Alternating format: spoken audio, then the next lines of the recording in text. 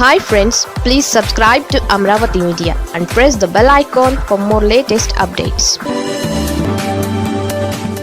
లోకేష్కు Satish Reddy warning. అర్థం చేసుకోగలిగితే మంచిదే.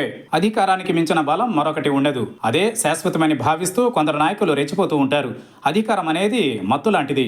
ఆ మత్తులో జోగుతున్నంతకాలం మరేది కనిపించదు. ప్రస్తుతం టీడీపీ నాయకులు కూడా ఆ మత్తులో సేద తీరుతున్నారు.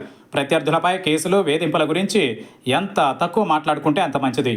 కడపలో మహానాడు వేదికగా యువరాజు నారా లోకేష్ మాట్లాడుతూ రెడ్ బుక్ పేరు వింటే వైసీపీ వాళ్లకు తడిచిపోతోందని కామెంట్ చేశారు. ఎందుకంత భయమని ఆయన ప్రశ్నించారు.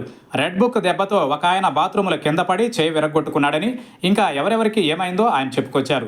ప్రతిదానికి అర్థమైందా రాజా అని ఉత్సాహంతో ఆయన ప్రశ్నించడం టీడీపీ శ్రేణుల్లో జోష్ నింపింది. అయితే ఇవే మాటలు వైసీపీలో ఆగ్రహం, పట్టుదల పెంచుతున్నాయి. ఈ నేపథ్యంలో మంత్రి నారా లోకేష్కు వైసీపీ రాష్ట్ర ప్రధాన కార్యదర్శి ఎస్వి సతీష్ కుమార్ ఘాటుగా రియాక్ట్ అయ్యారు. చర్యకు ప్రతిచర్య ఎలా ఉంటుందో లోకేష్కు సతీష్ రెడ్డి గట్టిగానే చెప్పారు. సతీష్ రెడ్డి ఏమన్నారో ఆయన మాటల్లోనే. లోకేష్, అధికారం అండా చూసుకుని రెచ్చిపోతున్నావు. దమ్ముంటే అధికారం పోయాక విదేశాలకు పారిపోకుండా నిలబడు. ప్రతిపక్షాలకు తడిచిపోవడం కాదు, టీడీపీ కార్యకర్తలకే తడిచిపోతుంది. ఆ విషయం తెలుసుకో. రేపు ఓడిపోయాక టీడీపీ నేతలంతా కార్యకర్తల్ని వదిలేసి పాకిస్తాన్ నేతల్లా విదేశాలకు పారిపోతారు. వాళ్ళంతా దమ్ముంటే మగోళ్ళైతే ఇక్కడే ఉండాలి అని ఆయన సవాల్ విసిరారు. ఈ మాటలు కేవలం సతీష్ రెడ్డి ఒక్కడివే అనుకుంటే పొరపాటే.